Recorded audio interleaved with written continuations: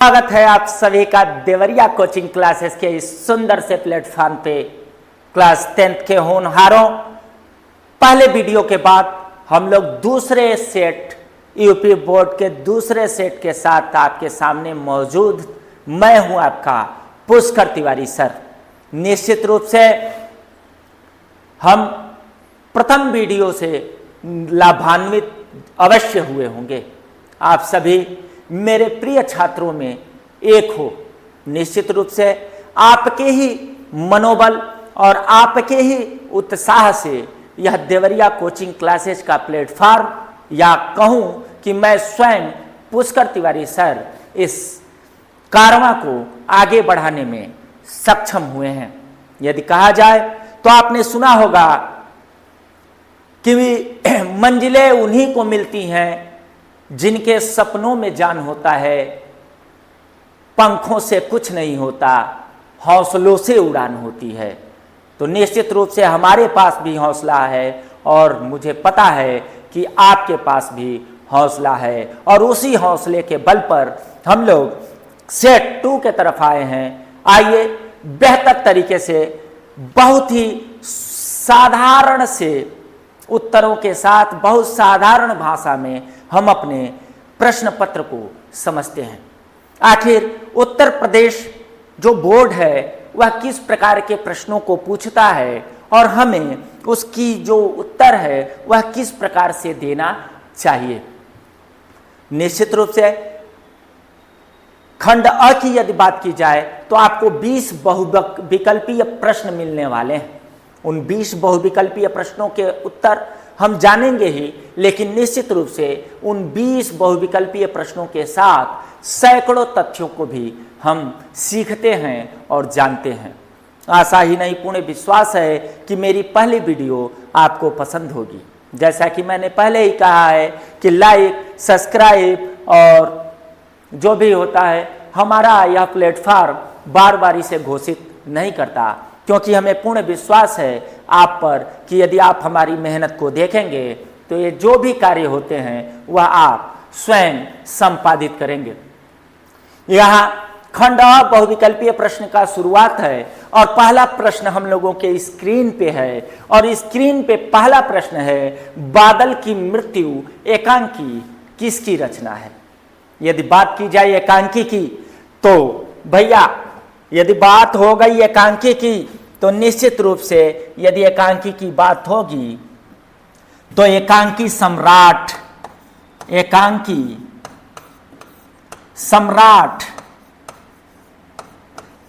कहे जाने वाले, नाम अभी गुप्त रख रहा हूं, एकांकी सम्राट कहे जाने वाले, साथ ही पद्म भूषण पुरस्कार से सम्मानित, पद्म भूषण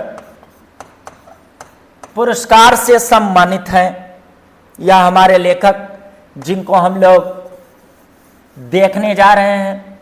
साथ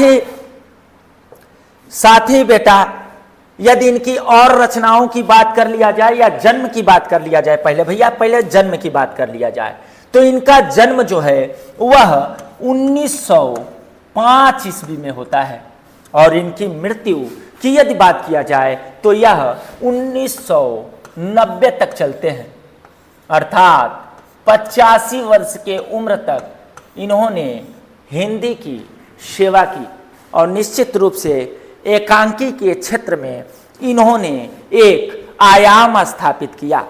यदि इनकी और रचनाओं की बात की जाए तो उसमें अंजलि है, अंजलि है, अभिशाप भी है। अंजलि है, अभिशाप है, अंजलि है, अभिशाप है। यदि बात किया जाए तो इनका एक मैंने अभी पढ़ा था, क्लास सीबीएसई बोर्ड के क्लास 12 में है, हाँ, छाया मत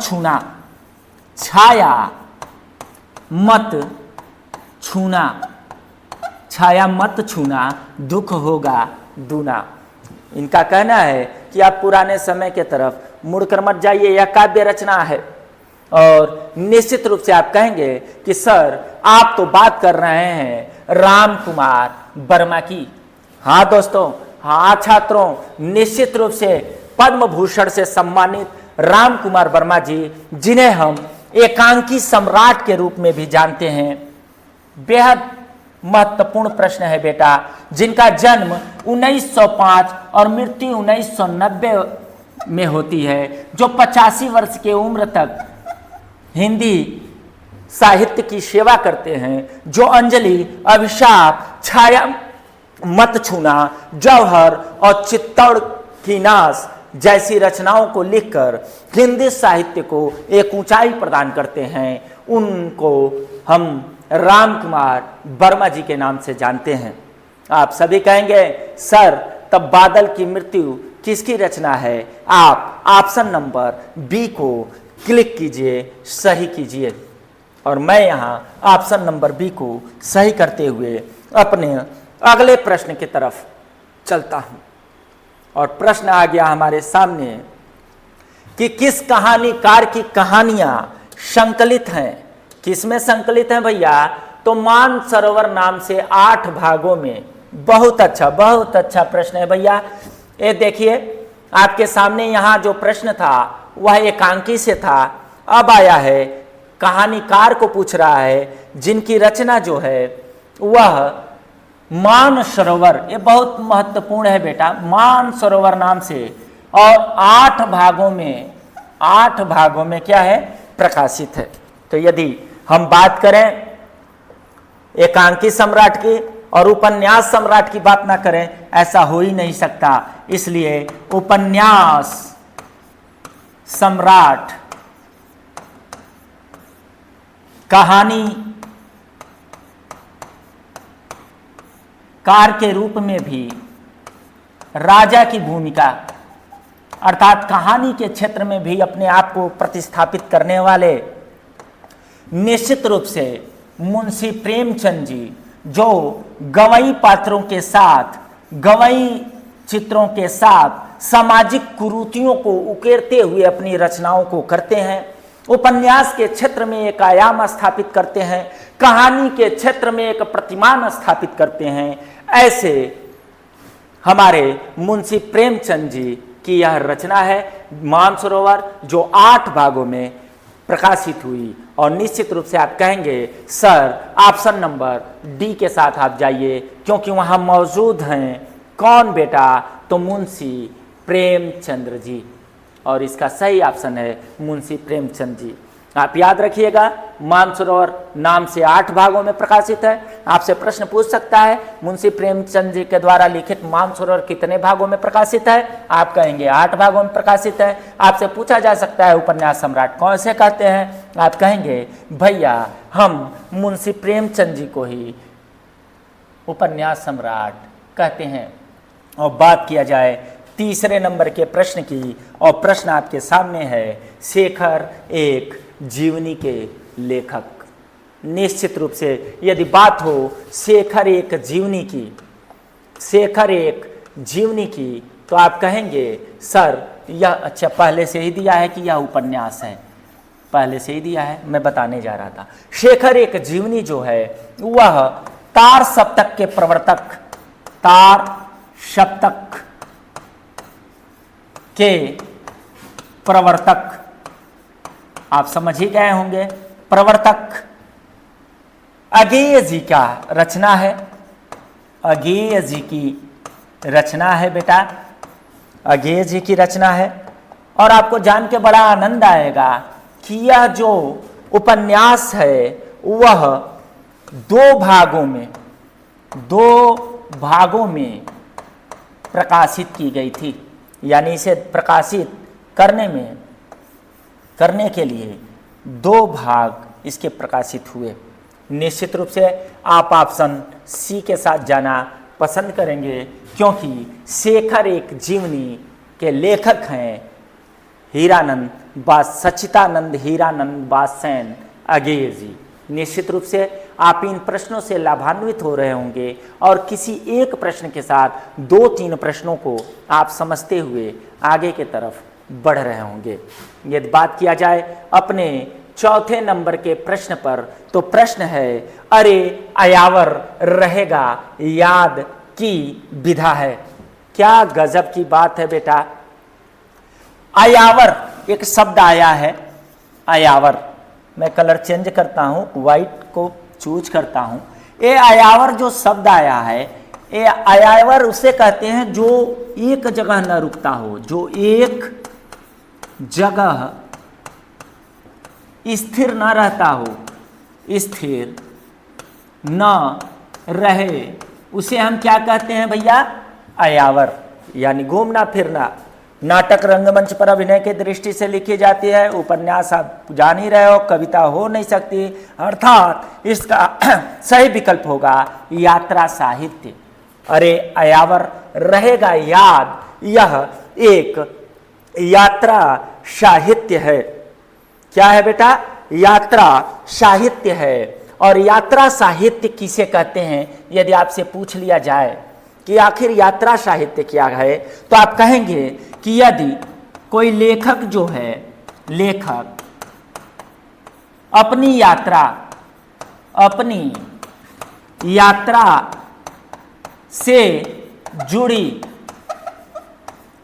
तथ्यों को और दृश्यों को, या उस दृश्यों को का अर्थ आप समझ रहे होंगे, जो भी उसने देखा, जो भी उसने महसूस किया, जब उसे गद्य के रूप में हमारे सामने प्रस्तुत करता है तो उसे हम यात्रा साहित्य कहते हैं।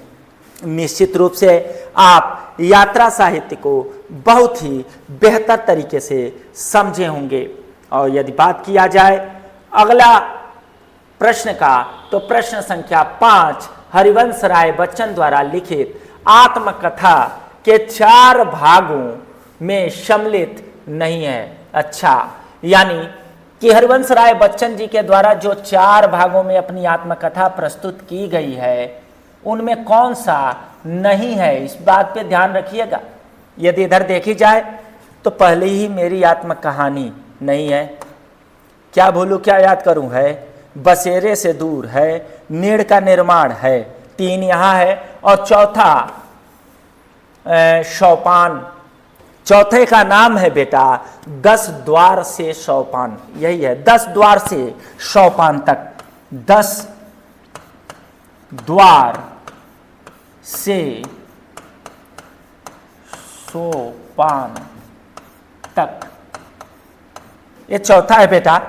4 भागों में हरिवंश राय बच्चन जी की आत्मकथा प्रकाशित होती है, जिसमें से क्या भूलूं क्या याद करूं, बसेरे से दूर, नीड़ का निर्माण फिर, और 10 द्वार से सोपान, इनकी चारों आत्मकथाएं हैं।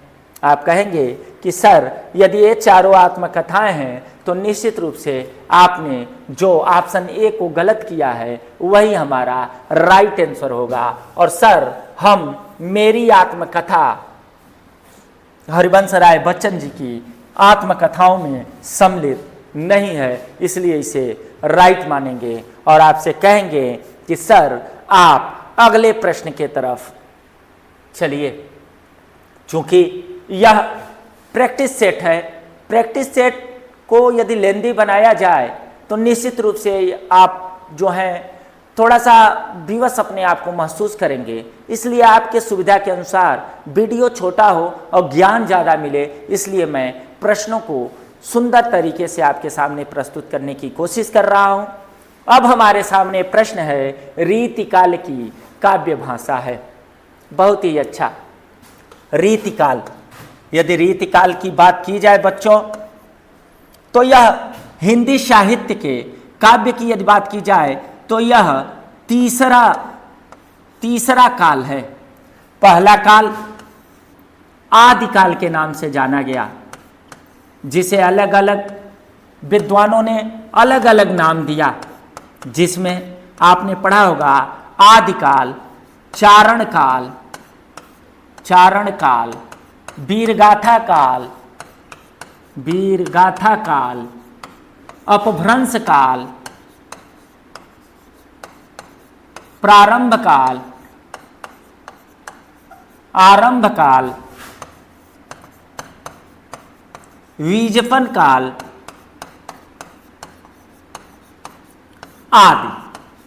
आदि आलोचकों ने अलग अलग अपनी नामों को रखा। दूसरा जो काल है वह सर्वविदित है भक्ति काल, जिसे पूर्व मध्यकाल के नाम से भी हम जानते हैं और इसे हिंदी साहित्य का स्वर्ण काल भी कहा जाता है। स्वर्ण काल। बच्चों ये प्रश्न पूछता है कि किस काल को हिंदी साहित्य का स्वर्ण काल कहा गया है? आपका आंसर होना चाहिए भक्ति काल। यदि तीसरे काल की बात करें तो तीसरा काल है बेटा रीति काल। रीति काल, जिसका एक और नाम श्रृंगार काल, एक और नाम अलंकृत काल आदि नाम से भी इसे जाना जाता है। और चौथा जो काल है काव्य का, उसे हम आधुनिक काल के नाम से जानते हैं। आधुनिक काल के नाम से जानते हैं। अब हमें इसे का नाम है गद्य काल, गद्य गीत काल,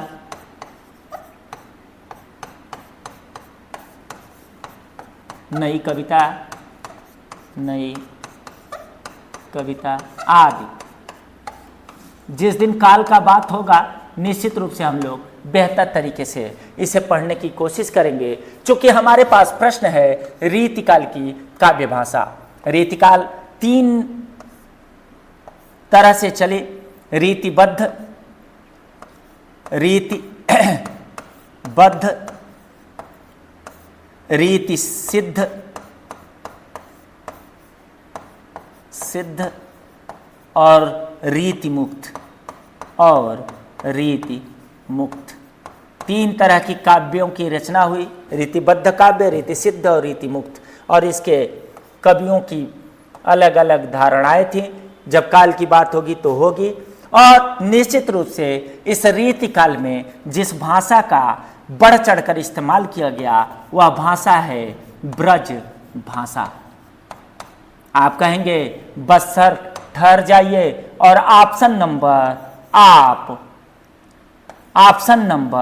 आप बी के साथ चले जाइए, क्योंकि ऑप्शन नंबर बी इसका बेहद ही शानदार उत्तर है। यदि इसके आगे के एक प्रश्नों की बात की जाए तो हमारे पास प्रश्न आ गया है कवि भूषण की रचना नहीं है। ध्यान देना बेटा, प्रश्नों को पढ़ते वक्त यह नहीं बहुत गड़बड़ करता है, तो नहीं से आप नकारात्मक उत्तर के तरफ ही जाएंगे। ऐसा न हो कि नहीं को स्किप करके पढ़ें कि भूषण की रचनाएं हैं, गलत आंसर की तरफ आप चले जाएंगे। हम चारों विकल्पों को पढ़ लेते हैं। पहला है रामचंद्रिका, भैया केशवदास जी क्या रचना है। दूसरा है शिवा बावनी, शिवराज भूषण और छत्रसाल दशक। जैसा कि हमें पता है और आप भी जानते हैं कि यह जो तीन रचनाएं हैं निश्चित रूप से इसे भूषण जी ने ही लिखा है, भूषण जी के द्वारा लिखा गया है। जो अभी चर्चा हो रही थी रीतिकाल की, रीतिकाल, यह रीतिकाल के कवि थे, लेकिन यह रीति मुक्त कवि थे, रीति मुक्त कवि थे। रीतिकाल में होते हुए भी श्रृंगार का न वर्णन करके इन्होंने जिस रस को चुना वह रस है वीर रस। यह बहुत याद करने वाली बात है बेटा। आपसे प्रश्न पूछा जाता है कि कौन सा कवि ऐसा है भैया जो रीतिकाल में रहते हुए भी वीर रस का वर्णन किया। कौन सा ऐसा कवि है जो रीतिकाल में रहते हुए भी राजा के दरबारी कवियों के रूप में अपने स्थान को, नाम को आगे बढ़ाया। यदि बात किया जाए रामचंद्रिका की तो यह केशव दास की रचना है, जिसे कठिन काव्य का प्रेत भी कहा जाता है। कठिन काव्य का प्रेत कहा जाता है। और यह किताब इनका जो है वह भगवान श्री राम से संबंधित है। निश्चित रूप से इन्होंने इसमें बेहतर तरीके से राम के चरित्र का गुणगान किया है।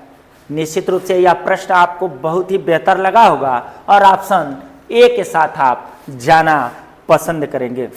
यदि बात किया जाए इसके अगले प्रश्न का, तो 8वें प्रश्न के तरफ हम लोग मूव कर चुके हैं और 8वां प्रश्न है द्विवेदी युग का नामकरण किस साहित्य के नाम के आधार पर किया गया। निश्चित रूप से पहले प्रश्न सेट में हम लोगों ने पढ़ा था कि यह जो द्विवेदी युग है उसका जो नामकरण है वह महावीर प्रसाद द्विवेदी के नाम पर पड़ा। चूंकि हिंदी गद्य में 6 काल बटे, जिसमें पहले को कहा जाता है पूर्व भारतेंदु युग, पूर्व भारतेंदु युग, दूसरे को हम भारतेंदु युग के नाम से जानते हैं, भारतेंदु युग के नाम से जानते हैं, तीसरे युग को द्विवेदी युग के नाम से हम जानते हैं जो महावीर प्रसाद द्विवेदी जी के नाम पर पड़ा, चौथे को शुक्ल युग, पांचवें को शुक्लोत्तर और छठे को स्वतंत्रोत्तर युग के नाम से हम जानते हैं। आप कहेंगे सर हजारी प्रसाद द्विवेदी नहीं है, रघुवीर प्रसाद द्विवेदी नहीं है, सोहनलाल द्विवेदी नहीं है, आप महावीर प्रसाद द्विवेदी के साथ जाइए क्योंकि यह राइट आंसर है। यदि बात किया जाए 9वें प्रश्न का, तो अभी बात हुई थी तार सप्तक की, अगेय जी का नाम आया था। इसमें है कि तार सप्तक के कवियों को अगेय ने क्या कहकर संबोधित किया। बहुत ही बेहतर प्रश्न है बेटा, और बहुत ही बेहतर प्रश्न का पहला ही आंसर, पहला ही ऑप्शन सही निकला। इसमें ऑप्शन था राहों के अन्वेषी, नई धारा के साथी, साहित्य सहचर या पथ के साथी। आप कहेंगे सर जो तार सप्तक है, तार सप्तक में अगेय जी ने 7 कवियों की रचनाओं को, 7 कवियों की रचनाओं को सम्मिलित किया गया और इन कवियों को उन्होंने राहों का अन्वेषी कहा है।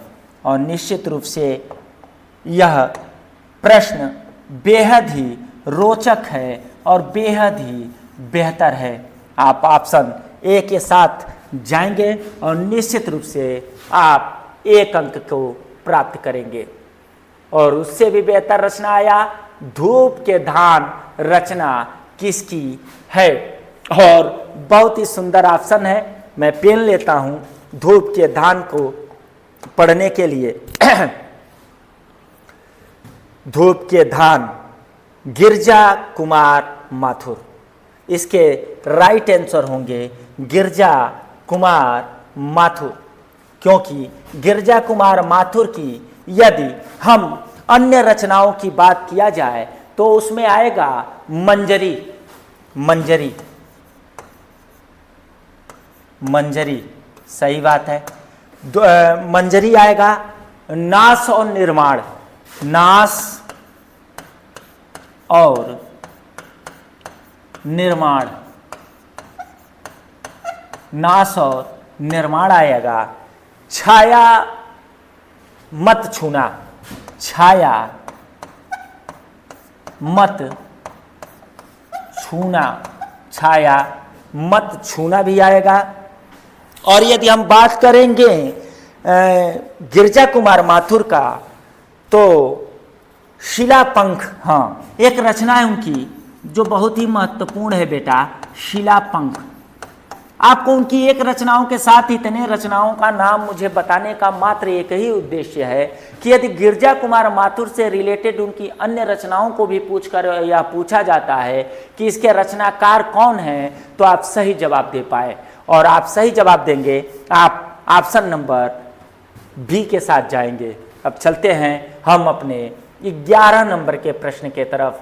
और 11 नंबर का प्रश्न जो है वह रस से है और पूछा गया है कि करुण रस का अस्थाई भाव क्या होगा। निश्चित रूप से यदि बात किया जाए करुण रस की, तो इसका स्थायी भाव बेटा शोक होता है, शोक होता है। विभाव, अनुभाव और संचारी भाव जब शोक नामक अस्थायी भाव से संयोग करते हैं तो करुण रस का जन्म होता है। या यूं कह ले कि अपने किसी प्रिय वस्तु, व्यक्ति, स्थान का यदि अनिष्ट हो जाता है तो हमें शोक नामक अस्थायी भाव प्राप्त होता है जो करुण रस को जन्म देता है। उदाहरण की यदि बात की जाए तो अभी तो मुकुट बधा था माथ, कल ही हुए हल्दी के हाथ, खिले भी न थे शून्य कपोल, हाय लुट गया यही संसार। या आप कहेंगे कि अभी उम्र कुल 23 की थी, मनुज नहीं अवतारी थी, रानी विधवा हुई है, विधि को भी दया नहीं आई। आइए यदि आप सबके तरफ चले तो निर्वेद, आप जैसा कि जानते हैं कि निर्वेद शांत रस का स्थायी भाव है। यदि रति की बात की जाए तो रति श्रृंगार रस का स्थायी भाव है। रौद्र की बात की जाए तो इसका स्थायी भाव क्रोध होता है। रौद्र रस के रूप में जाना जाता है, रौद्र रस है।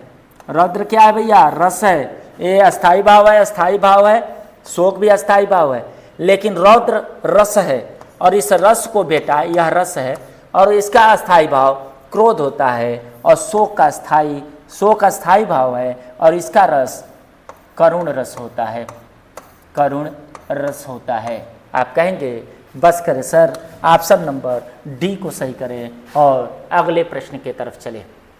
निश्चित रूप से देवरिया कोचिंग क्लासेस पर आप मुझसे अर्थात पुष्कर तिवारी सर से जुड़कर लाभान्वित हो रहे होंगे, और मैं आशा करता हूं और विश्वास भी रखता हूं कि हम आने वाले आगामी परीक्षा में बेहतर ही नहीं, सिर्फ बेहतर की बात किया जाए तो कहीं भी मिलेगा, बहुत बेहतर करने वाले हैं।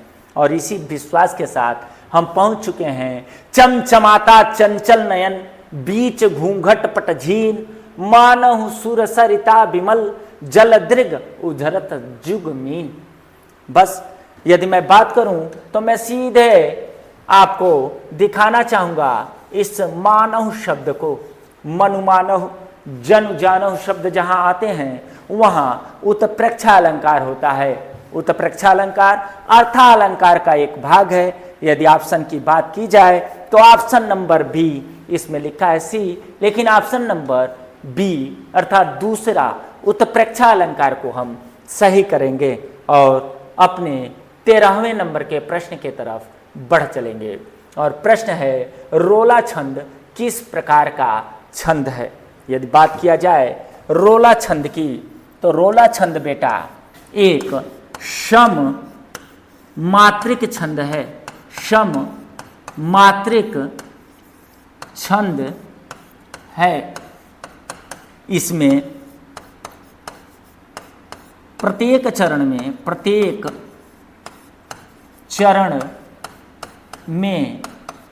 24 मात्राएं होती हैं।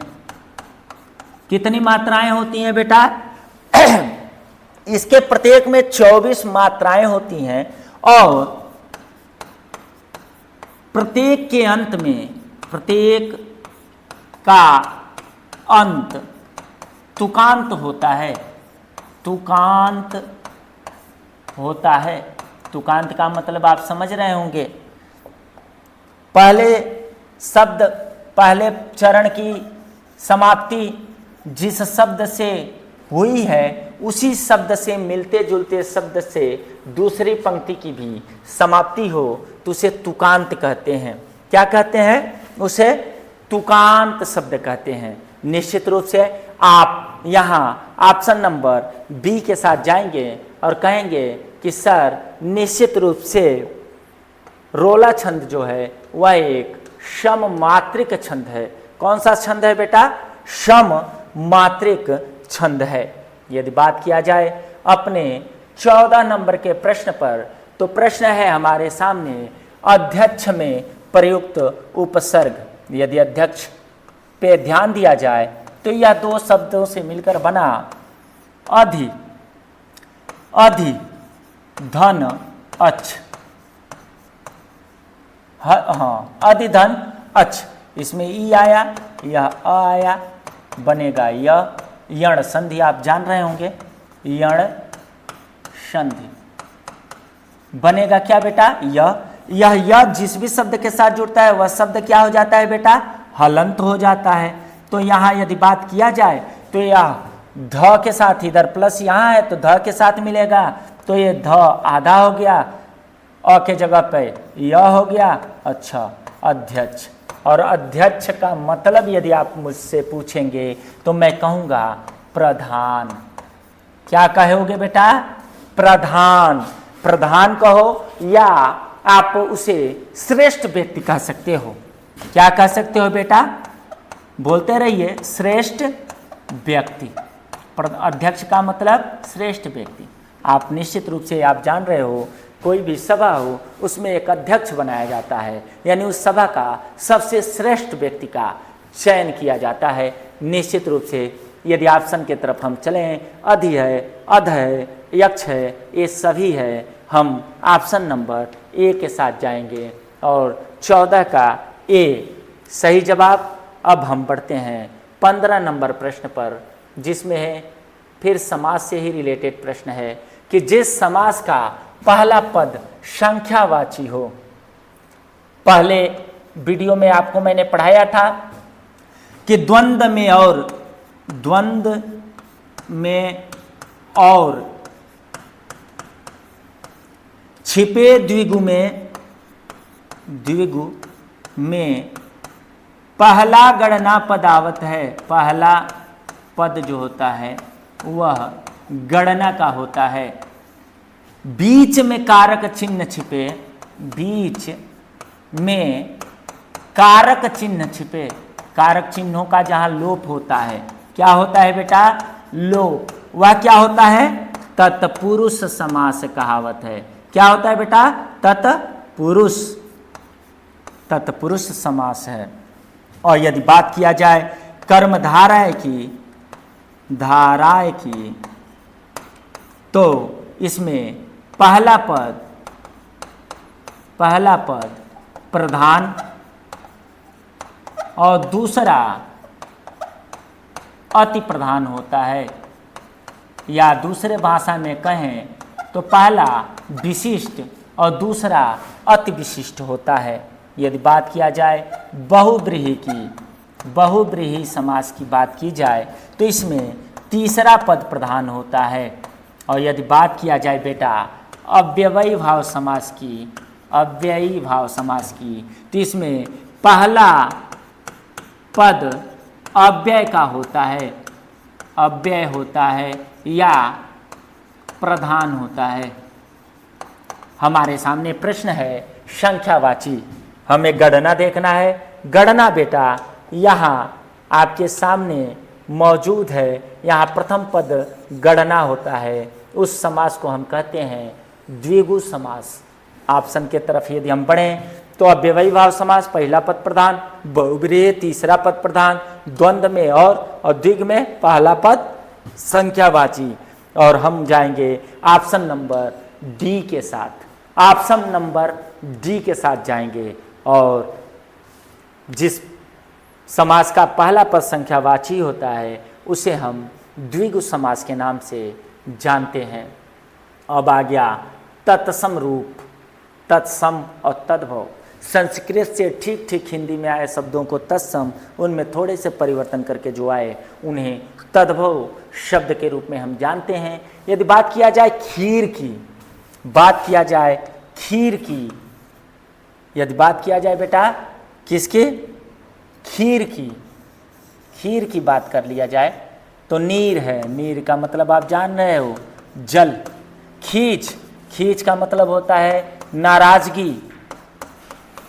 क्षेत्र का मतलब क्षीर का मतलब होता है दूध से है, इसलिए इसका सही सा ऑप्शन सी होगा। और हम ऑप्शन प्रश्न संख्या 16 जिसमें पूछा गया है कि खीर शब्द का तत्सम रूप क्या है, हम निश्चित रूप से क्षीर के साथ जाएंगे और आप कहेंगे कि सर आप ऑप्शन संख्या सी को सही कीजिए और अपने अगले प्रश्न की तरफ बढ़िए।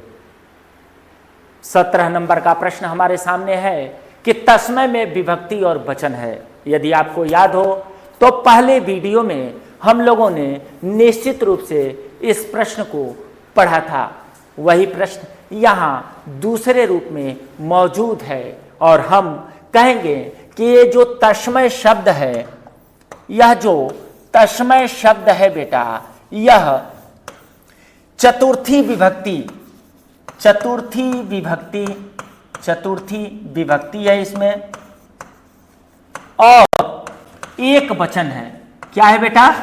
एक वचन, चतुर्थी विभक्ति और एक वचन में है, क्योंकि अगला वीडियो निश्चित रूप से इस प्रश्न को लेकर आया था। आप समझिएगा देवरिया कोचिंग क्लासेस के अथक प्रयास को कि आपको प्रश्नों को किस तरीके से परिवर्तित करके तैयार किया जा रहा है। यदि आप निश्चित रूप से इस प्लेटफॉर्म से जुड़े रहे तो आप विश्वास मानिए कि आप यूपी बोर्ड के परीक्षा में निश्चित रूप से बहुत ही बेहतर करने वाले हैं। अब बात करते हैं हम अपने 18वें नंबर के प्रश्न के तरफ। यदि 18वें नंबर के प्रश्न की बात की जाए बेटा, तो प्रश्न हमारे सामने है, जिस वाक्य में आश्चर्य, दुख, सुख का बोध हो, उस वाक्य को हम कहते हैं। निश्चित रूप से आप बिना देखे कहेंगे कि सर आप विस्मयादि बोधक शब्द के तरफ इशारा कर रहे हैं, चूंकि विस्मयाद, विस्मय का मतलब ही होता है आश्चर्य। विस्मय का मतलब ही होता है आश्चर्य। विस्मय का क्या मतलब होता है बेटा? आश्चर्य। विस्मय का मतलब ही होता है आश्चर्य, और यदि विस्मय का मतलब आश्चर्य है तो निश्चित रूप से हम ऑप्शन संख्या सी के साथ जाएंगे।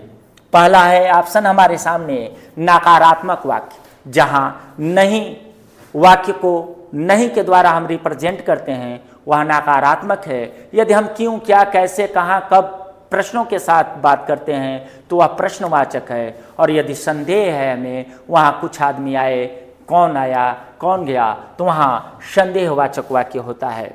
आइए देवरिया कोचिंग क्लासेस के साथ हम अपने 19वें नंबर के प्रश्न पे चले, और 19 नंबर का प्रश्न है, रोहन से चला नहीं जाता। नकारात्मक प्रश्न का निश्चित रूप से यहाँ एक उदाहरण भी मौजूद है। और यदि हम बात करें वाच्य की, यदि बात किया जाए वाच्य का बेटा, तो वाच्य कर्ता क्या है? तो यह क्रिया किसके अनुसार चल रहा है, किसके अनुसार काम कर रहा है, अनुसार काम कर रहा है, यह बताता है। निश्चित रूप से वाक्य में क्रिया जो है वह या तो कर्ता के द्वारा कार्य कर रहा होगा, नहीं तो कर्म के द्वारा काम कर रहा होगा, और नहीं तो भाव के द्वारा काम कर रहा होगा। जिस वाक्य में कर्ता प्रधान होता है वह कृतवाच्य के रूप में जाना जाता है। जिसमें पूरे वाक्य में कर्म पे बल मिलता है, कर्म पे बल दिया जाता है, वह कर्मवाच्य है। और निश्चित रूप से जिस वाक्य में क्रिया भाव के अनुसार चलती है वह भाववाच्य होता है। यदि यहाँ देखा जाए तो रोहन से चला नहीं जाता निश्चित रूप से भाववाच्य के तरफ इशारा कर रहा है। और आप कहेंगे कि सर ऑप्शन नंबर डी के साथ जाइए, क्योंकि इसका राइट आंसर है भाववाच्य। और आज हम अपने खंड अ के आखिरी बहुविकल्पीय प्रश्न के तरफ चल रहे हैं, और प्रश्न है हमारे सामने बेटा, प्रश्न है हमारे सामने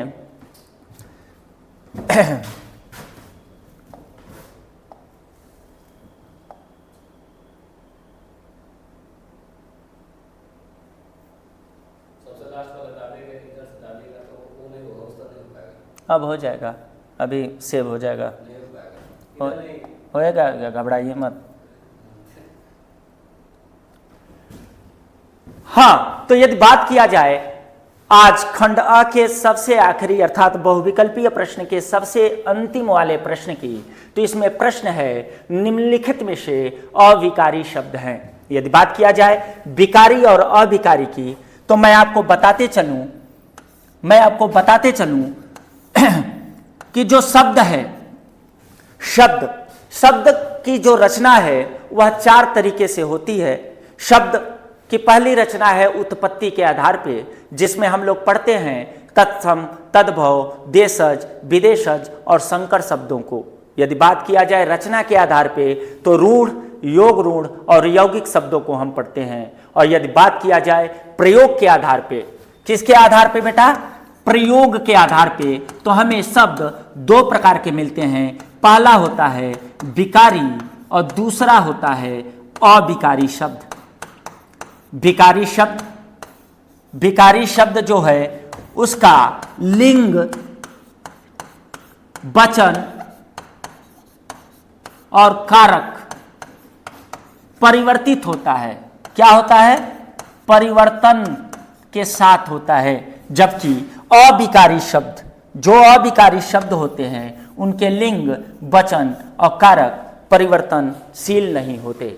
यदि ऑप्शन के तरफ चले तो बालक है, बालक का यदि कहा जाए तो बालिका हो सकता है, बालक हो सकता है। और यदि पुस्तक की बात की जाए तो पुस्तकें हो सकता है, उसका भी वचन बदल रहा है। पुराना पुरानी हो सकती है, लेकिन निकट, निकटे, निकटी नहीं हो सकती। अर्थात आप कहेंगे कि सर यदि प्रयोग के आधार पे आप बात कर रहे हैं कि विकारी का लिंग, वचन और कारक परिवर्तित हो जाता है और यहाँ प्रश्न पूछा है अविकारी का, तो निश्चित रूप से सर हमारे सामने प्रस्तुत 4 ऑप्शनों में से यह जो निकट है, अर्थात ऑप्शन नंबर जो सी है वह परिवर्तनशील नहीं है। इसलिए सर आप ऑप्शन नंबर सी के साथ जाइए और यही हमारा राइट आंसर होगा।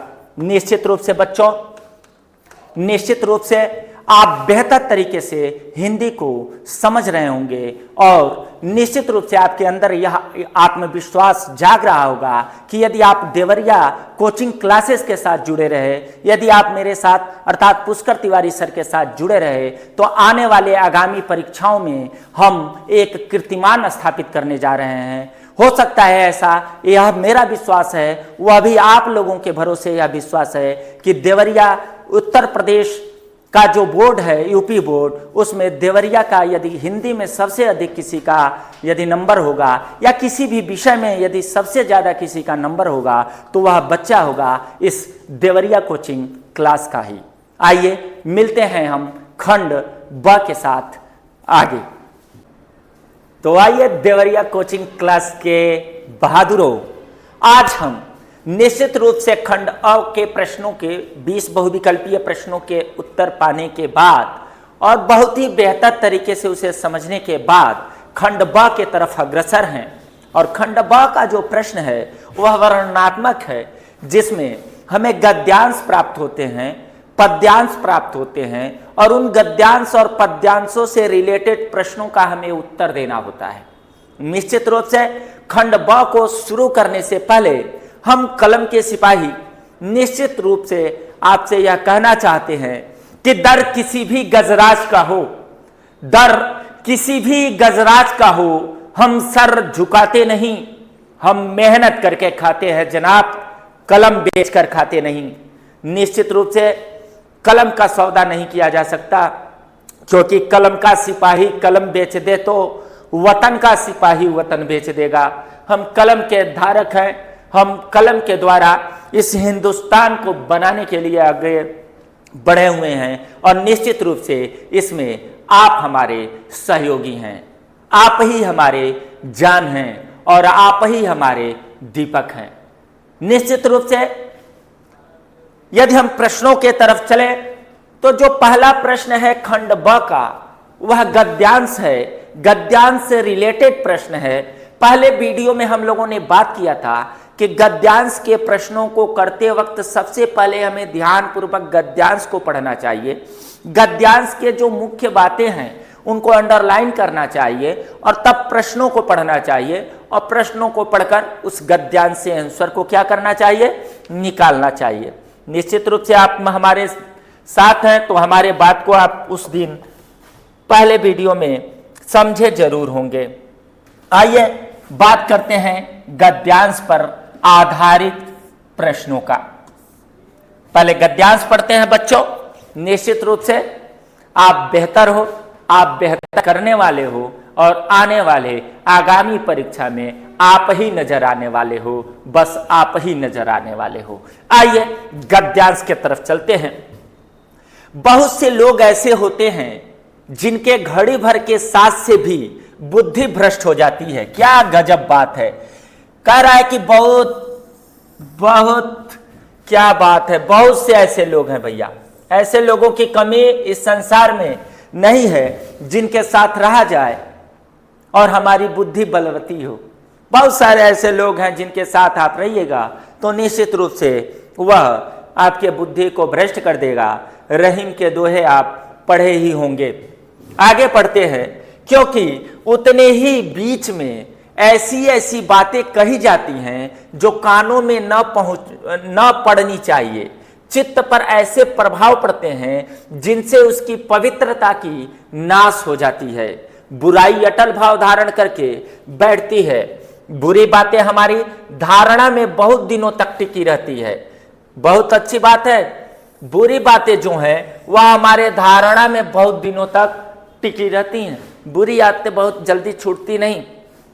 इस बात को प्रायः सभी लोग जानते हैं कि भद्दे व फूहड़ गीत जितनी जल्दी ध्यान पर चढ़ते हैं उतनी जल्दी कोई गंभीर या अच्छी बात नहीं।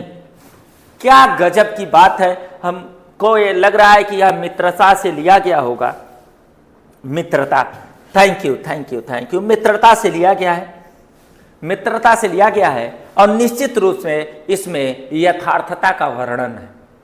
हम राह चलते यदि भोजपुरी या कोई ऐसी अश्लील गीतों को सुन लेते हैं तो उसके जो 2 लाइन 1 लाइन है वो हमारे ज़हन को याद रहते हैं। लेकिन अभी क्लास में पढ़ाई हुई पुष्कर सर के द्वारा अभी इससे पहले बोली गई जो कविता थी, जो मेरे ही द्वारा लिखी हुई थी, वह उसकी एक भी लाइन आपके ज़हन में इस समय, दिमाग में इस समय नहीं होगा। इसलिए मैं कवि के बात का समर्थन करता हूं। और पहला ही प्रश्न है इसका संदर्भ। आपको याद होगा जब हम पहला सेट कर रहे थे तो उसमें भी पहला जो प्रश्न था उसमें संदर्भ लिखना था, दूसरे में एक प्रश्न था और तीसरे प्रश्न में बेटा हमें रेखांकित अंशों का व्याख्या करना था। चूंकि यहां रेखांकित अंश है, गद्यांश में है, लेकिन इस बोर्ड पे आपको दिखाई नहीं दे रहे हैं। जो दिखाने का काम मेरा है, मैं बेहतर तरीके से उसे निष्पादित करूंगा। तो पहले संदर्भ के चलते हैं। संदर्भ है प्रस्तुत गद्यांश हमारी पाठ्य पुस्तक गद्य खंड। कौन सा खंड भैया? गद्य खंड के मित्रता नामक पाठ से ली गई है। और सबसे बढ़िया बात है बेटा कि इसके लेखक आचार्य रामचंद्र शुक्ल जी हैं। बहुत ही बेहतर और बहुत ही उम्दा यह चैप्टर है और इससे हमें बहुत कुछ निश्चित रूप से सीखने को मिलता है। दूसरा प्रश्न है कि किस प्रकार की बातों का प्रभाव व्यक्ति पर जल्दी होता है। क्या गजब प्रश्न है। और आप देख रहे हैं कि भद्दे व फूहड़ गीत जितनी जल्दी ध्यान पे चढ़ते हैं उतनी जल्दी गंभीर या अच्छी बात नहीं चढ़ती। आप बिल्कुल इस प्रश्न का आंसर जानते हैं, लेकिन मैं इस प्रश्न का आंसर आपको लास्ट में देता हूं। पहले तीसरे प्रश्न की व्याख्या की तरफ हम चलेंगे। जो तीसरा प्रश्न है कि गद्यांश में रेखांकित अंश की व्याख्या कीजिए। निश्चित रूप से व्याख्या की बात की जाए तो समाज में अनेक ऐसे लोग हैं जिनको कुछ देर का साथ भी व्यक्ति की बुद्धि को भ्रष्ट कर देता है, क्योंकि अच्छी बातों की उपेक्षा बुरी बातों का प्रभाव बहुत जल्दी पड़ता है। बस यही हमारा दूसरे का आंसर था बेटा। इसलिए आपको बेहतर तरीके से समझाने के लिए मैंने उस दूसरे प्रश्न को यहां तीसरे आंसर के रूप में रखा है। और यह बार बार हमारा जो पैनल है वह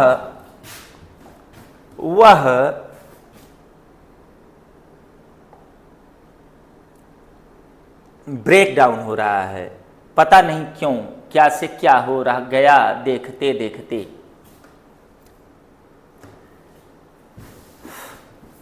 जावेद सर बहुत मेहनती व्यक्ति हैं, निश्चित रूप से इसको काटकर आपको बेहतर वीडियो देंगे।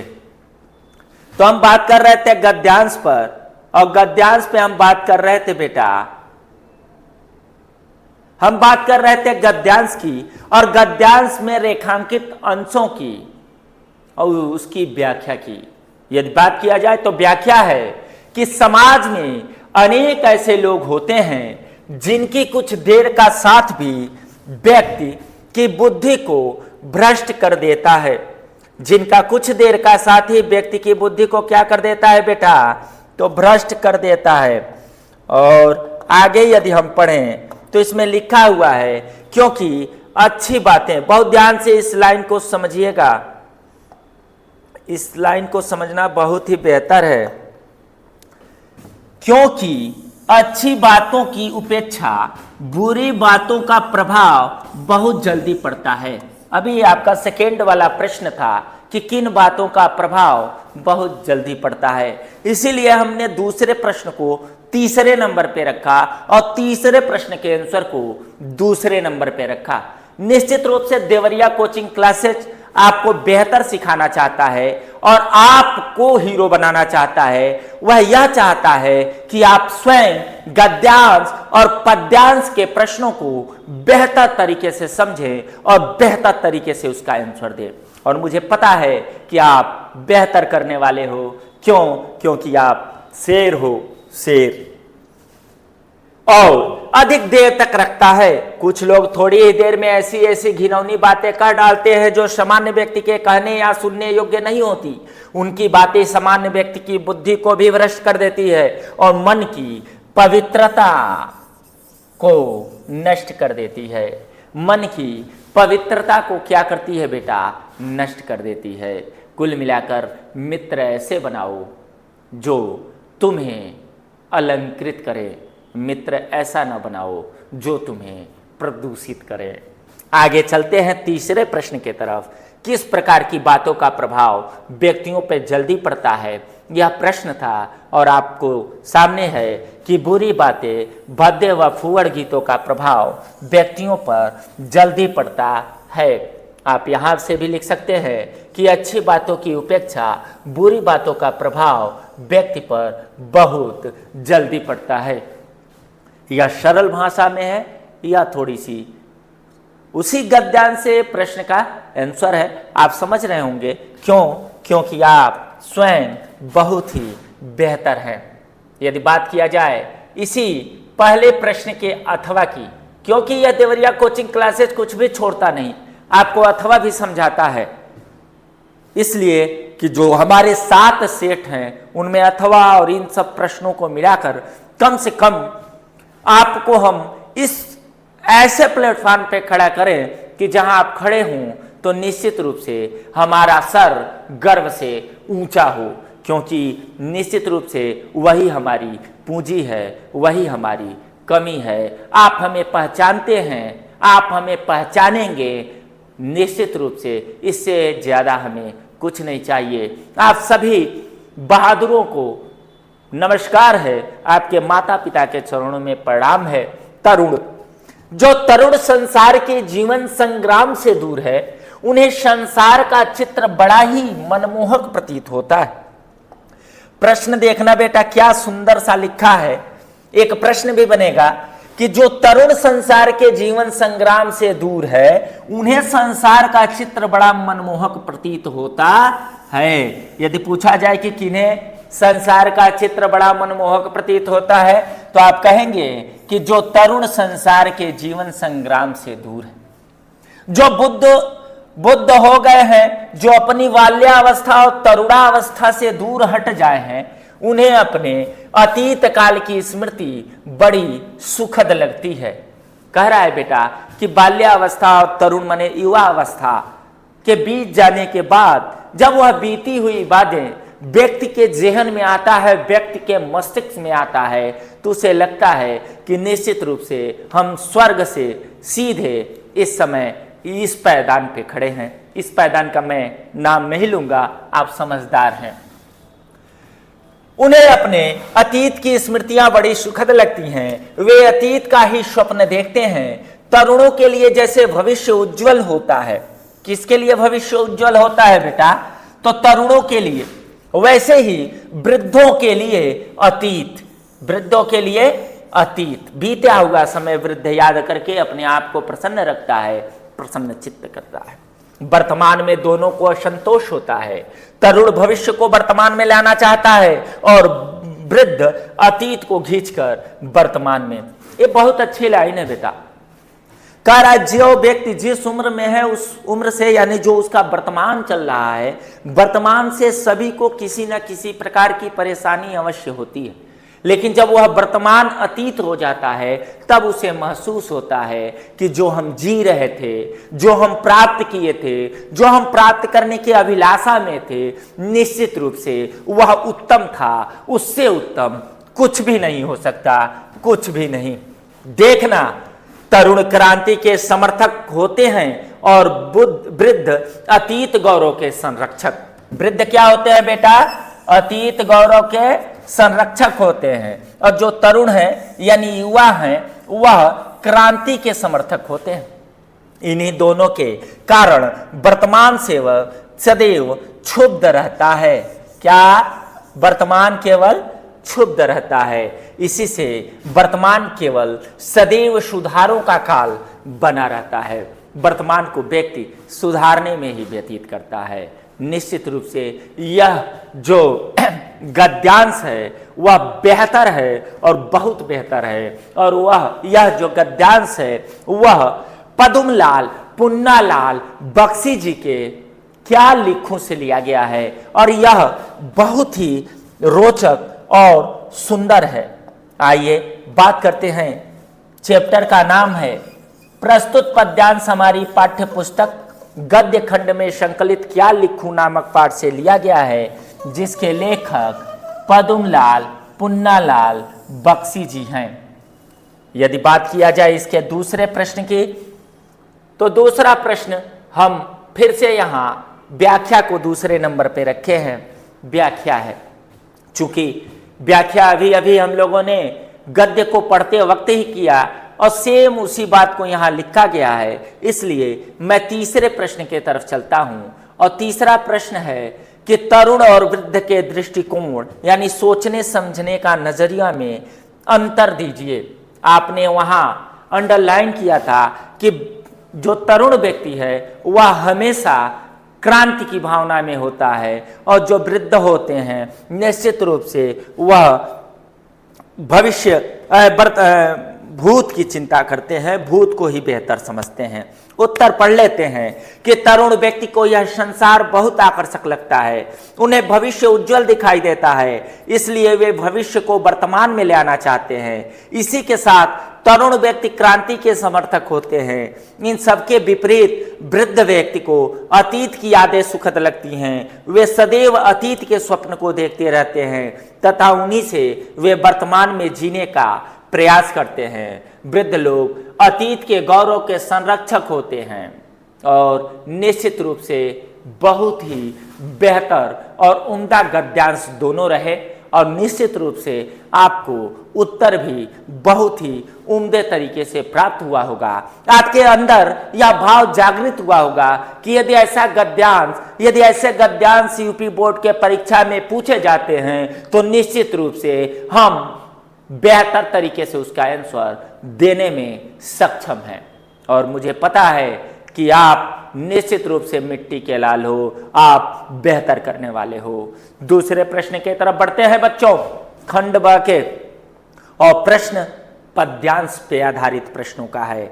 निश्चित रूप से हमें पद्यांश को पढ़ना है और यदि पद्यांश के उत्तर को, पद्यांश के अर्थ को हम समझते हुए प्रश्नों को पढ़ें तो निश्चित रूप से बहुत ही बेहतर परिणाम प्राप्त होने वाले हैं। प्रश्न क्या है कि निम्नलिखित पद्यांशों पर आधारित दिए गए प्रश्नों का उत्तर दीजिए। और निश्चित रूप से मैं आपके सहयोग से ही, अपने सहयोग से क्या मैं कर सकता, जब तक आप हो मेरे साथ तब तक मुझे किसी बात का कोई डर नहीं होता। क्योंकि हम आप ही के भले चलते हैं। और क्या गजब का यहाँ पंक्ति है भाई, गजब की पंक्ति है। अरे उधव मन न भये 10-20। उस दिन भी पहले सेट में हम लोगों ने सूरदास जी को पढ़ा और निश्चित रूप से यहाँ गोपियां उद्धव से कह रही हैं कि अय उद्धव, तुम तो कह रही हो कि भगवान श्री कृष्ण को हम भूल जाएं और हम उस पार ब्रह्म परमेश्वर को याद करें। भाई हमें माफ करें, हमारा जो दिल है वह एक है। हमारा दिल जो है इतने हिस्सों में नहीं है कि हम उसमें कई लोगों को समाहित करें। अरे आपने एक फिल्म का गाना सुना होगा, कबूतर जा जा जा, पहले प्यार की पहली चिट्ठी साजन को दिया। अब जमाना आधुनिक है, अब गाना वही मैं एक दिन सुन रहा था कि कबूतर जा जा जा, पहली प्यार की दूसरी चिट्ठी तीसरे को दिया। तो जमाना चेंज है निश्चित रूप से। यहाँ गोपियां पुराने जमाने को याद कर रही हैं क्योंकि उनका जमाना निश्चित रूप से बहुत ही पवित्र था। वे उद्धव से कह रही हैं कि हमारा मन जो है एक ही है भैया, 8-10 नहीं है जिसमें हम सबको समाहित करें। अरे एक हो तो सो गयो साम संग, एक ही था, वो अभी भगवान श्री कृष्ण के साथ चला गया।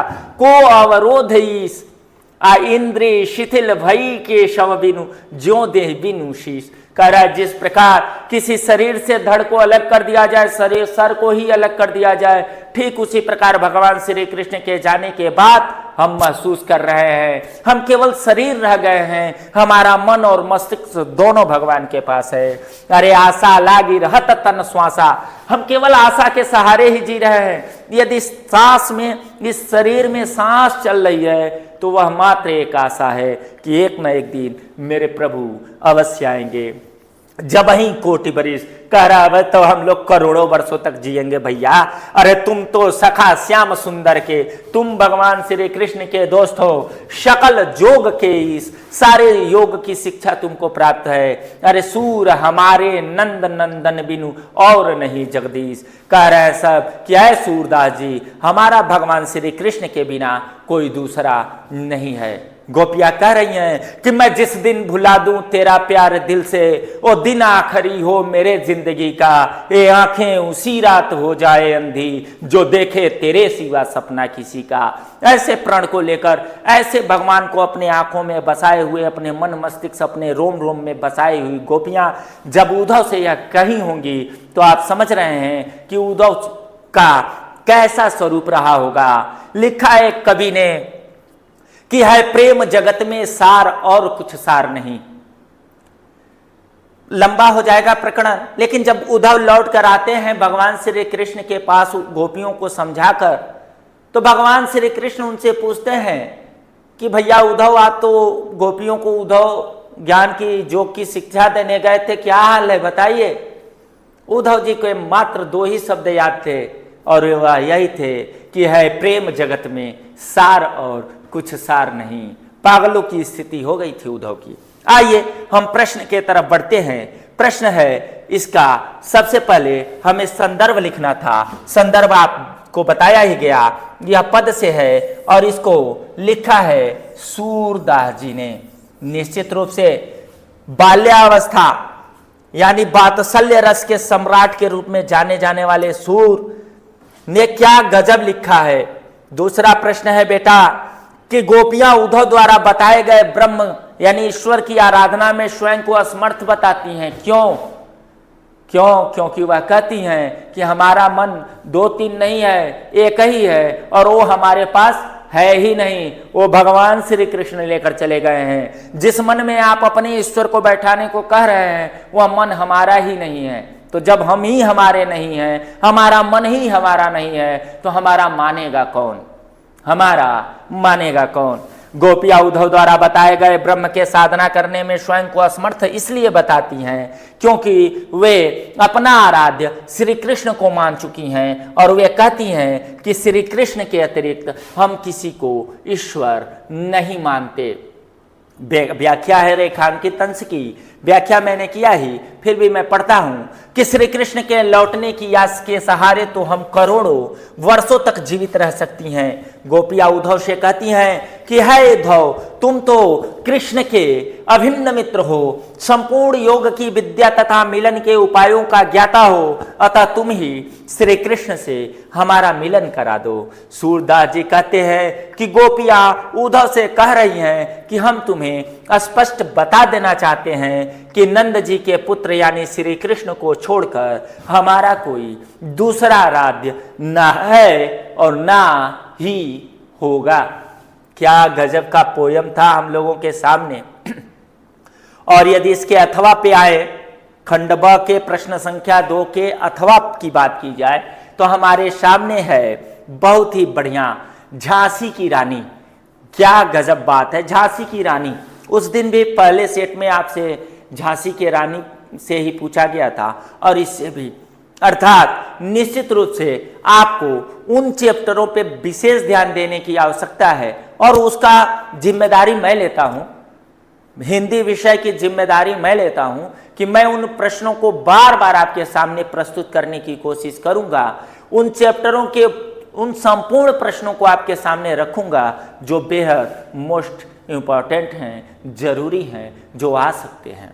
और यहां लिखा है कि सहे वार पर वार अंत तक लड़ी वीर बाला सी, आहूति सी गिर चढ़ी चिता पर चमक उठी ज्वाला सी, बढ़ जाता है मान वीर का रण में बलि होने से, अमूल्यवती होती सोने की भस्म यथा सोने से।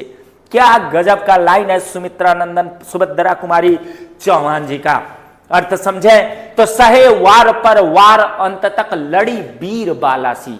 लक्ष्मीबाई मर्दांगनी बनकर मर्दों के भांत वीरता के साथ युद्ध में लड़ती रही, भले ही उनको शस्त्रों के द्वारा वार पे वार सहना पड़ा।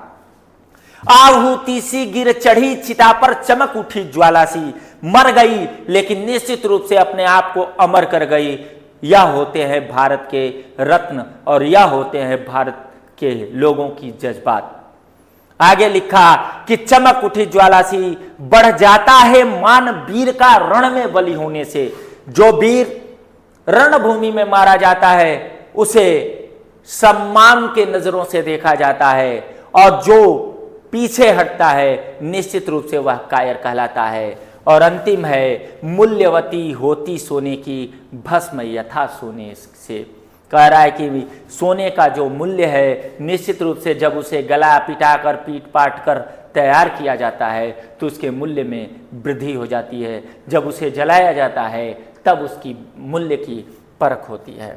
संदर्भ लिखना है और यह है झांसी की रानी की समाधि से और इसको लिखा है सुभद्रा कुमारी चौहान जी ने। दूसरा प्रश्न हमारे सामने है रेखांकित अंश की व्याख्या। चूंकि मैंने कर दिया है फिर भी मैं पढ़े देता हूं। कवित्री रानी लक्ष्मीबाई द्वारा अंग्रेजों के साथ किए गए युद्ध का वर्णन करते हुए कहती हैं कि रानी लक्ष्मीबाई अपने जीवन के अंत तक अंग्रेजी सैनिकों की तलवारों के वार पर वार सहती रही। जिस प्रकार यज्ञ में हवन सामग्री की आहुति पड़ते ही ज्वाला प्रस्फुटित हो जाती है, उसी प्रकार रानी के इस बलिदान ने भी स्वतंत्रता की वेदी पर आहुति का काम किया। लोगों में इससे स्वतंत्रता पाने की लालसा भड़क उठी और वे क्रांति के लिए पूर्ण रूप से तैयार हो उठे। रानी के युद्ध भूमि में इस प्रकार वीर गति पाने से उनका यश चारों ओर फैल गया। और निश्चित रूप से बेटा उस समय की यदि मैं भारत की स्थिति बताऊं तो रानी लक्ष्मीबाई के इस त्याग के बाद दिल्ली बोला कैसे दे दूं मेरे मालिक हिंसा की घृणित कहानी को, जाने कितनों ने लूटा है भोली दिल्ली की रानी को। बंगाल लगा हल्ला करने कंगाल नहीं मैं रत्नों का, तेरे हित अभी सजोया हूं अरमान न जाने कितनों का। बिहार बोला होले होले मेरी बारी, दो चार सुमन क्या लाया हूं गौतम की सारी फुलवारी। बूढ़ा सतपुढ़ा लगा कहने हूं दूर मगर लगाओ नहीं, कम हुआ आज तक उत्तर से दक्षिण तक कभी लगाओ नहीं। चारों दिशाएं बोल उठी, चारों दिशाओं में क्रांति की लहर तीव्र गति से फैली। और निश्चित रूप से बेटा भारत के लोग तो पहले जगते नहीं हैं, हमारी सबसे बड़ी कमी है। हम किसी कार्य का करना की जो शुरुआत है वो बहुत लेट होगी भैया, उसमें हम लोग बहुत पीछे। लेकिन यदि हम कुछ ठान लें और किसी कार्य को शुरू कर दें तो उस कार्य को हम अंत तक पहुंचाते हैं। मेरी कविता है 20 से और एक 4 लाइन शुरू का और 4 लाइन लास्ट का सुनाता हूं। हम कभी आगाज को अपना बनाते हैं नहीं, भारतीय आप लोग और हम कभी आगाज को अपना बनाते हैं नहीं और चल दिए गर 2 कदम पीछे हटाते हैं नहीं। यदि हमें मंजिल नहीं मिल पाएगी ऐ दोस्तों तो है कसम की यह वतन पीछे कभी आते नहीं। लास्ट के 4 लाइन कि हम अभी आगाज को अंजाम तक ले जाएंगे। भारत के लोग क्या सोचते हैं? अहिंसा के पुजारी हैं हम लोग, और हम लोग सोचते हैं उसमें भी हम कलम के पुजारी। हम अभी आगाज को अंजाम तक ले जाएंगे, है कसम पुष्कर के कविता पर कभी इतराएंगे, और देश के दुश्मन को हम ना गोलियों ना गालियों से, पेन से ही दुश्मनों को पेन हम दे जाएंगे, पेन से ही दुश्मनों को पेन हम दे जाएंगे। आइए तीसरे प्रश्न की तरफ बढ़ते हैं कि आहुति सी गिर चढ़ी चिता पर चमक उठी ज्वाला सी पंक्ति में कौन सा अलंकार है? और यह बेहद बहुत ही बेहतर बेटा प्रश्न है, और आप कहेंगे कि आहुति सी गिर चढ़ी चिता पर। कैसे गिरी? कैसे गिरी चिता पर? तो आहुति सी उपमा, चमक उठी ज्वाला सी, जहां सी आया यहां निश्चित रूप से उपमा अलंकार है। क्या है? वीर रस के साथ उपमा अलंकार का प्रयोग किया गया है।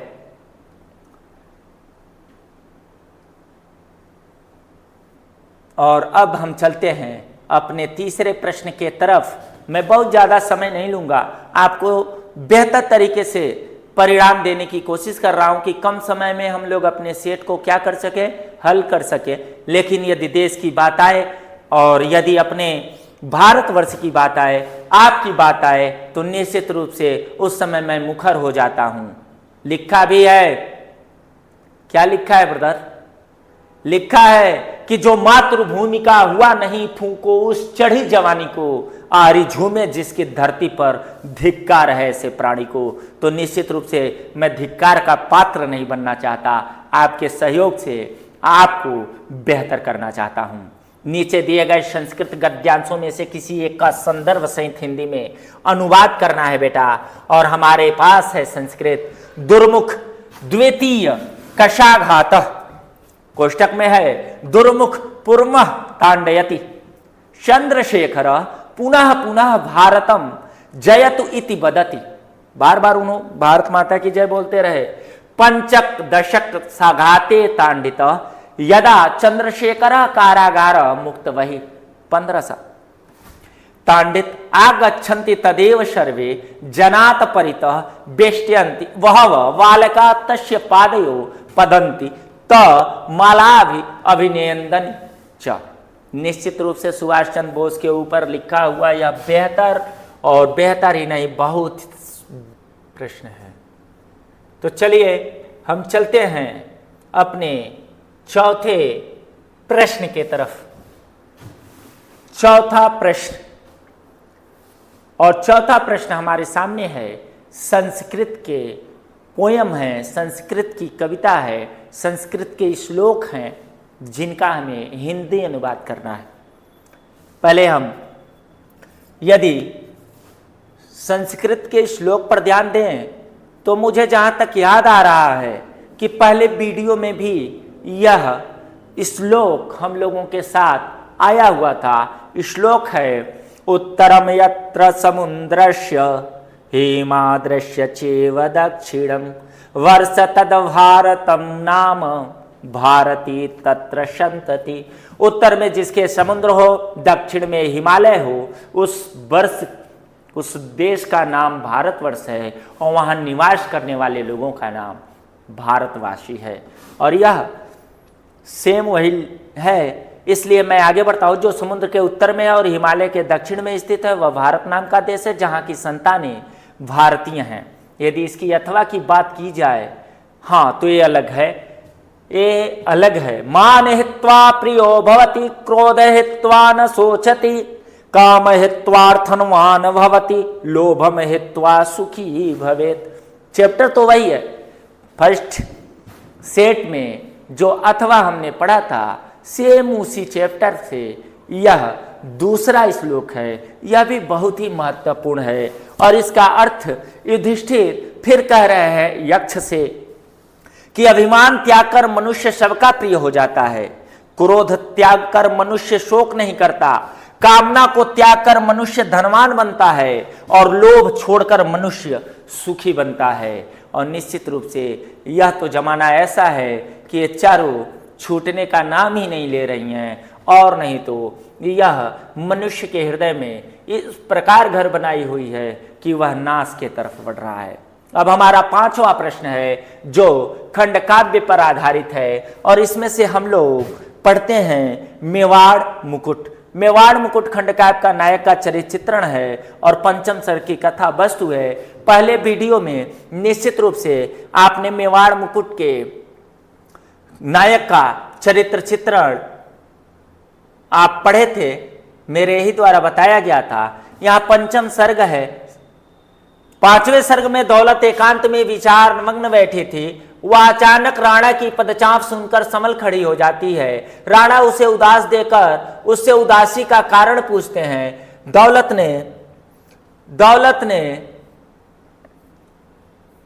ने मैं बहुत अच्छे तरीके से इसको पढ़ता हूं कि आपको समझ में आए, ऐसे पढ़ने में मुझे अच्छा नहीं लग रहा था। राणा उसे उदास देखकर उससे उदासी का कारण पूछते हैं। दौलत ने कहा कि आपको पिता के रूप में पाकर मैं अत्यंत सुखी हूं, परंतु मैं बहुत अभागी हूं। जब से आपके पास आई हूं विपदा की लड़ाई हूं, आपकी चिंता मुझे ग्लानि से भरे देती है। मुझे डर लगता है कि कहीं मेरे ही कारण मेवाड़ मुकुट का शीश न झुक जाए। इस पर राणा उसे स्नेहपूर्वक समझाते हुए कहते हैं कि बेटी कभी भी पिता की विपदा का कारण नहीं होती। तुझे पाकर मैं बहुत प्रसन्न हूं, परंतु मेरी माता के आंसू मुझे बहुत याद करते हैं। बहुत ही अच्छा है बेटा, इस सर्ग को आप बेहतर तरीके से पढ़ें।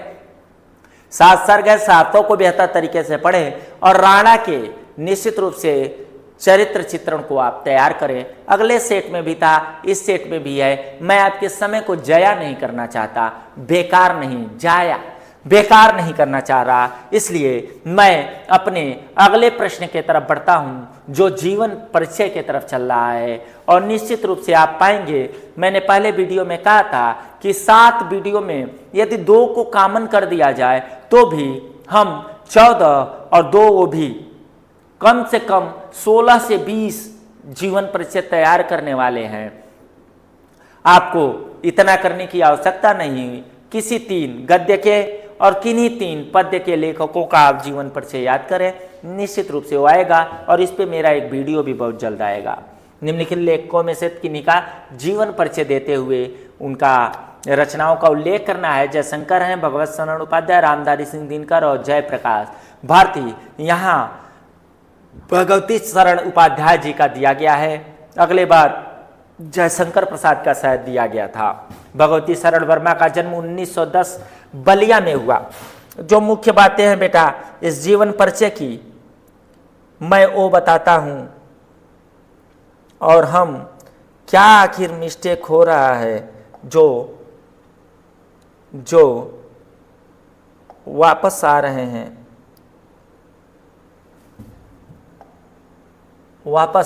हैं, अब हम भी मास्टर हो जाएंगे। इस जीवन परिचय के मुख्य बातों को बेटा हम लोग जानेंगे। डॉक्टर भगवती शरण उपाध्याय का जो जन्म है बेटा वह 1910 में कहाँ हुआ भैया? तो बलिया जिला के कहाँ? तुजियारपुर में हुआ। अच्छा भैया, इनकी जो प्रारंभिक शिक्षा है वह पूर्ण हुई, उसके पश्चात वह काशी हिंदू विश्वविद्यालय से प्राचीन इतिहास विषय में MA इन्होंने किया। संस्कृत साहित्य पुरातत्व के ज्ञानी थे। इन्होंने पुरातत्व एवं प्राचीन भाषाओं के गद्य अध्ययन के साथ अनेक आधुनिक आरोपीय भाषाओं का भी अध्ययन करने से हिंदी साहित्य को उन्नति के पथ पर अग्रसर कराने में विशिष्ट योगदान दिया। यह बहुत जरूरी है बेटा। उन्होंने पुरातत्व विभाग, ध्यान रखना बेटा, कहाँ भैया? तो दूसरा प्रयागराज संग्रहालय, लखनऊ संग्रहालय, याद रखते रहिएगा। 3 के अध्यक्ष क्या बने थे भैया? अध्यक्ष, तथा पिलानी में बिड़ला महाविद्यालय में प्रधानाध्यापक पद पर कार्य किया।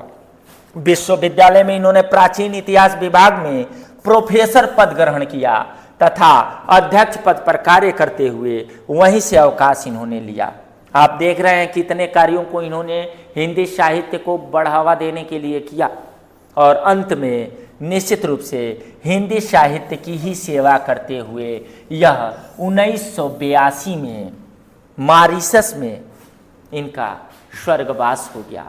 और निश्चित रूप से यदि बात की जाए बेटा इनकी रचनाओं की, तो आप इनकी रचनाओं को याद रखिए। और दूसरा, इसका यदि ख वाला बात किया जाए तो इसमें काव्य से संदर्भित 4 राइटरों का जीवन परिचय पूछा गया है हमसे। तुलसीदास हैं, बिहारी हैं, सुमित्रा नंदन पंत और श्याम नारायण पांडे जी हैं, जिसमें तुलसीदास जी अगले बार भी थे और सुमित्रा नंदन पंत जी थे। इस बार हमने बिहारी और श्याम नारायण पांडे को बढ़ाया है। मैं कह रहा हूँ तुलसी, बिहारी, सुमित्रा नंदन पंत, मात्र 3 को आप याद कीजिए, निश्चित रूप से आप बेहतर परिणाम देंगे। उठी लहलहा मानवता की जिसमें ओधी झुलसी, भक्ति सुधा बरसाने आए हुलसी सुत कवि तुलसी, समाधान सबके उलझन का वेद शास्त्र का मत है, मर्यादा रक्षक तुलसी का रामचरितमानस है। संवत 1554 बीसे कालिंदी तीर, श्रावण शुक्ला सप्तमी तुलसी धरो शरीर। संवत 1680 गंग के तीर, श्रावण शुक्ला तीज शनि तुलसी तजो शरीर। अस्थि चर्म मम देह मम ताको ऐसी प्रीत, ऐसी जो सिर राम होत नहीं भवभीत। यदि इनकी रचनाओं की बात किया जाए तो रामलला नहचू, जानकी मंगल, पार्वती मंगल, भैरवे रामायण, गीतावली, दोहावली, कवितावली, रामचरितमानस, विनय पत्रिका, हनुमान बाहुक, ऐसी 12 या 13 रचनाएं इनकी प्रमुख रूप से जानी जाती हैं। और हमें अपने चैप्टर से कंठस्थ कोई श्लोक लिखना था। आप बेहतर तरीके से किसी श्लोक को याद करें, क्योंकि यह प्रश्न निश्चित रूप से आने वाला है। मैं तो हर सेट में एक अलग आपके सामने पोयम लेकर उपस्थित हो जाऊंगा, लेकिन मेरा यह मत है आपके साथ कि कम से कम आप 2-4 लाइन के श्लोक, 2-2 लाइन के कम से कम 4 सेट याद कीजिए, यानी 8 लाइन याद कीजिए और आप बेहतर करेंगे। लिखा, धान्यानुमंतम कृष्टिद्वद धानानम स्यात किमुद्दतम, लाभानुमुत्तम की स्यात सुखानम स्यात किमुत्तमम। और यह बहुत ही बेहतर हमारे पास था। और अंतिम 8वें प्रश्न की तरफ हम बढ़े हैं और 8वां प्रश्न हमें पत्र से रिलेटेड है। आप जानते हैं मैंने पहले सेट में आपको निश्चित रूप से यह बताने की कोशिश की थी कि पत्र बेटा 2 प्रकार के होते हैं। एक होता है औपचारिक, कौन सा? औपचारिक, और दूसरा होता है बेटा अनौपचारिक। औपचारिक पत्र जो है वह ऑफिशियल होता है और अनौपचारिक पत्र जो होता है वह पारिवारिक होता है। अर्थात हित नात, रिश्तेदार, मित्र और सगे को जो दिया जाए वह अनौपचारिक पत्र के श्रेणी में आता है, जबकि औपचारिक पत्र जो है वह हम कार्यालय को समर्पित करते हैं। इसकी शुरुआत हम सेवा में यानी अभिवादन सूचक शब्दों के रूप में इस्तेमाल करते हैं और यहाँ हम आदरणीय,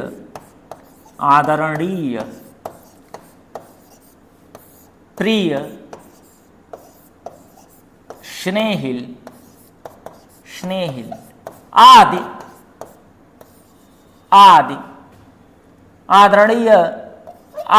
आदरणीय, प्रिय और स्नेहिल आदि